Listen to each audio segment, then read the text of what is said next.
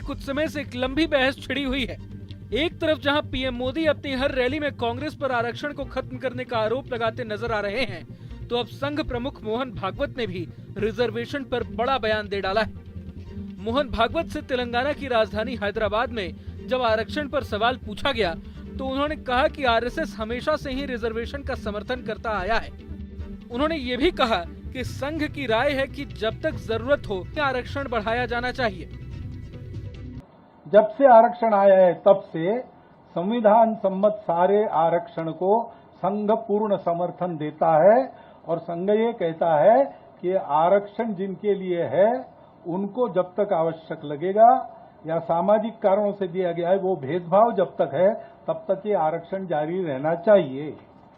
बता दें कि इससे पहले भी कई बार आरक्षण को लेकर मोहन भागवत के बयान चर्चा में रह चुके हैं।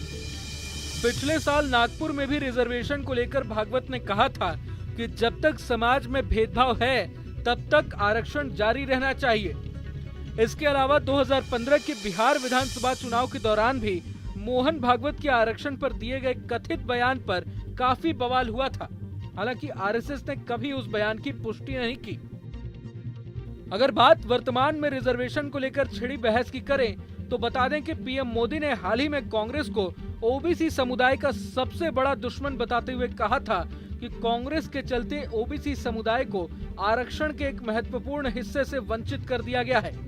पीएम मोदी ने कहा था कि कांग्रेस ने पिछले दरवाजे से ओबीसी के साथ सभी मुस्लिम जातियों को शामिल करके कर्नाटक में धार्मिक आधार पर आरक्षण दिया है। आजादी के समय कांग्रेस ने धर्म के नाम पर देश का विभाजन स्वीकार किया था। मां भारती के हाथों की जंजीरें काटने के बजाय कांग्रेस ने मां भारती की भुजाएं ही काट दी थी। लेकिन कांग्रेस सुधरने को तैयार नहीं है। कर्नाटका में कांग्रेस सरकार का राज है और उन्होंने क्या पाप किया है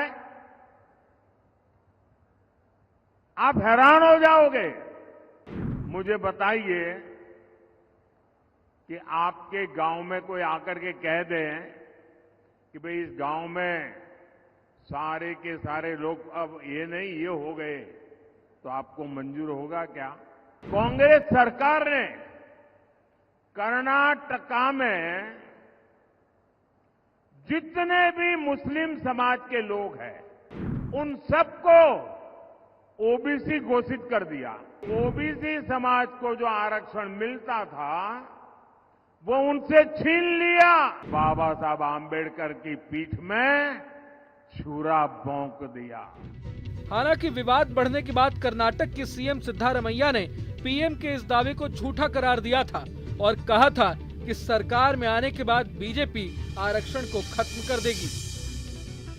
अगर आपको ये वीडियो पसंद आया तो लाइक करें और चैनल को सब्सक्राइब करें। बाकी तमाम खबरों के लिए देखते रहें न्यूज़ नेशन।